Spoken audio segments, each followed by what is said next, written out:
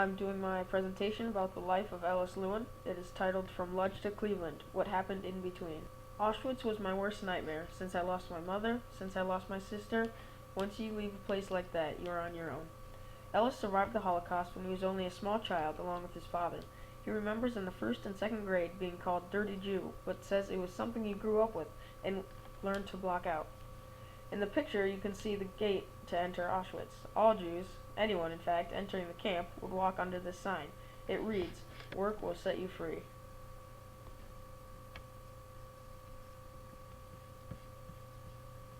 Therefore, we can analyze Ellis Lewin's life by his experiences in the ghetto, in the camps, and after he was rescued by the Allies. This is a picture of Lodge, the first ghetto that he was in, the only ghetto. And this is a picture of all the Jews lining up to be deported from Lodge. Since Ellis was born in Lodge and grew up there where most Jews already lived, when the Germans formed the ghetto around the city, he didn't have to move. Ellis says, "I was scared all the time. As a child, you heard the constant whistling of the bombs coming, not knowing how close they were going to be." That was a quote by Mr. Lewin from the interview he had with Sam Kellman in 1996, a Shoah Foundation interview. They quickly learned they couldn't plan ahead, that they could only fight to survive today. He began working in a furniture factory at the age of 7.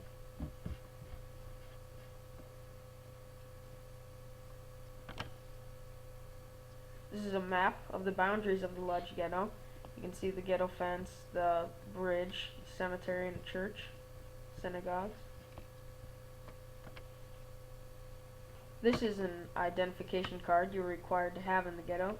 You used it to get food, so you never wanted to lose it, and it had information like your age, where you were from, where you worked. Once rumors were becoming vivid about the Nazis slaughtering the Jews, officers came to the ghetto and told families to pack their belongings and anything they needed to run a home, because they were going to be transported to a cleaner, bigger, and safer house. However, that never happened, nor was it the plan. The only plan Hitler had was to exterminate all Jews. He just hadn't figured out how, yet. They received daily rations, which was only a small piece of bread and soup. Lewin said, "The day started when you were hungry, and the day ended when you were hungry." He also recalls observing hangings and whippings because they were required to attend. Although, even in the midst of these conditions, Ellis said it was still good because he was with his family. This is a pile of luggage that Jews had brought with them. These were discovered by the Allies after the war. When the trains came, the Jews were thrilled. They packed themselves into the train cars with all their most important items they owned. Clothes, shoes, but most importantly, they felt a spark of hope that maybe, just maybe, this could be the end. The Lewin family stayed behind and hid in an attic, hoping maybe they could escape once everyone had left. Luckily, they were never found, but since food was scarce, they had to evacuate as well. The items they brought was also clothes, bedding, a pillow, and most importantly, shoes.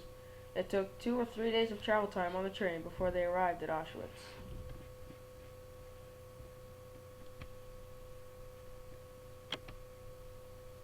This is a picture of Jews boarding the trains to be deported. This is now at Auschwitz. At this time, Ellis Lewin was 10.5 years old, was starving, had lived in one of the largest ghettos, and now arrived at the largest concentration camp, specifically an extermination camp. Instantaneously, he and his father, Joseph, were separated from his mother, Chena, and sister, Miriam. Ellis remembers his mother as being the most loving mother in the world, but can't seem to remember what she looked like. The first phase, which his father and he passed, targeted mainly homosexuals and the physically disabled. Those people were sent right to the chambers to be gassed with Zyklon B. The United States Holocaust Memorial Museum's article at the Killing Center states, Zyklon B was a highly poisonous insecticide also used to kill rats and insects. In the second phase, his father passed and was labeled fit to work, but Ellis did not make the cut. A German was standing guard, observing, and Joseph handed the guard a diamond. Then, Joseph also said, "I can tell you where there are more." In this moment, the officer could have easily taken the gem and left, but he kept his word, saving Ellis's life. This is a timeline of Auschwitz. Shows what happened from 1942 until 1944. This is one of the memorials at Auschwitz-Birkenau. It reads, Forever let this place be a cry of despair and a warning to humanity, where the Nazis murdered about 1.5 million men, women, and children, mainly Jews, from various countries of Europe. 1940 to 1945. This next camp was a camp designed specifically for working purposes. Here, he worked in the kitchen under the supervision of a retired SS officer. The United States Holocaust Memorial Museum wrote in the article SS, "The SS controlled the German police forces in the concentration camp system." Although, when he worked in the kitchen, he had as much food as he wanted while working. He chose to help his fellow buddies and sneak them any extra scraps he could, which was potato peelings, any extra soup that he could find. Eventually, a guard back at the camp found out that he was doing this and assigned each of the men involved 25 whippings. One of the men was already scrawny and on his way to death, so others offered if they could take some of his whips.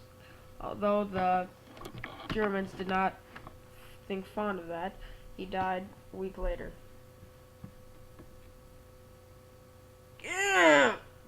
A guard back at the housings found out about this, and to say the least, he was not pleased. Because of this, he assigned all the men involved 25 whips. One of the men was scrawny and was about to die even before the punishment, so others offered to take a few of his. The soldier refused, which in turn resulted in death 1 week later.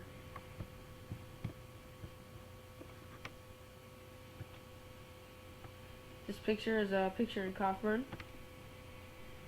This is what it would have looked like if you were to receive punishment, either hanging or whipping, whatever it was.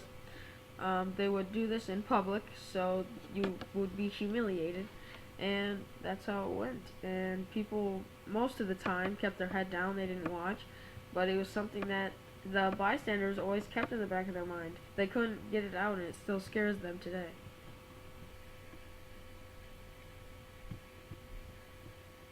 Next, he was transferred to Augsburg. It was the nicest camp Ellis ever stayed at, but that ended quickly because it was bombed by the Allies. He was then sent on a death march to Dachau. It was horrendously cold, and he arrived there only wearing paper-thin outfit, wooden shoes, and a small hat. That was also short-lived. 2 weeks later, the camp was becoming too full. They were being overwhelmed with the mass number of people that were arriving there. So we went 2 or 3 kilometers down the road to the final camp he ever had to make it through, the subcamp of Dachau called Aulich. He was liberated by the Allies from Aulich in 1945.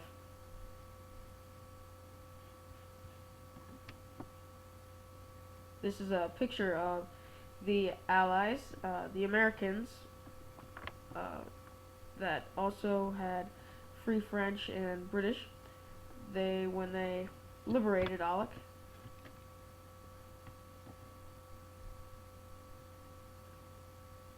when Ellis was liberated, he says, "It was a wonderful, wonderful experience," Ellis replied when I asked him what was racing through his mind when he realized the Allies were rescuing him.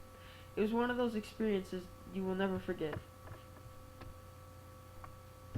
Ellis says the liberators to him were like parents. Then he was in the hospital for 4 weeks with typhoid fever, which is a disease you will get if you consume either contaminated food or contaminated water that contains salmonella. He was in there for 4 weeks before he got out. Then he joined up with a group of young survivors, and they desired revenge. This is just another picture of when Aulich was liberated by the Allies.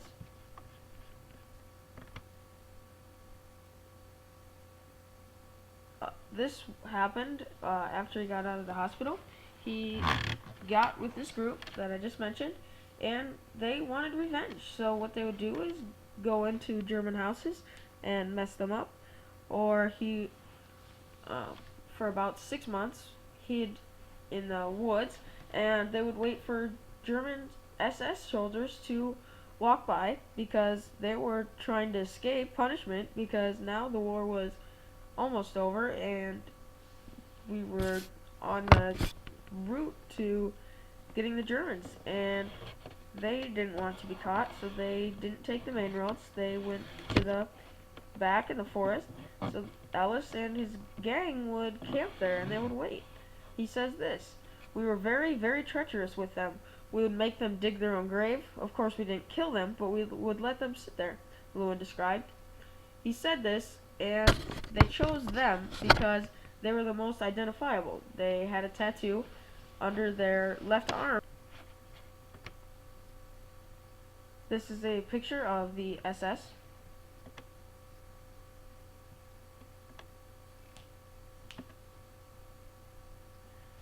After the Americans said we couldn't have any of this more revenge, a high-ranking rabbi came up to Ellis and asked him if he wanted to go to Israel or America. It wasn't Israel at the time, but it is today. And he chose America because he was already somewhat Americanized, and so he chose to go there. He wound up in a foster home in Cleveland, Ohio, from a wonderful, wonderful woman, he describes. And he found his father 3 years later after a series of talking with people and trying to get there. But he did. He found his father, and that was a moment of great happiness and mourning, because at that time he lost his faith that his mother was alive, because he found out that she was not. She and his sister had gone to the gas chambers because his sister had a tooth abscess and was running high fever. When the Germans found out about this, they sent her to the chamber, and she was crying. She knew where she was going, and she wanted her mother.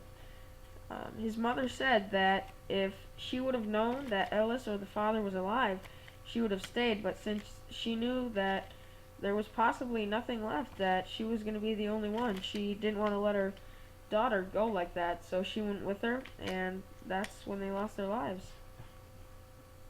We can analyze Ellis Lewin's life by his experiences in the ghetto and the camps, and after he was rescued by the Allies.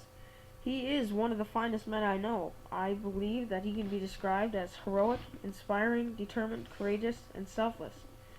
He says, "To this day, I'm 80 years old and I'm still tortured by the experience, but I just put on a face and deal with life. You live until you die."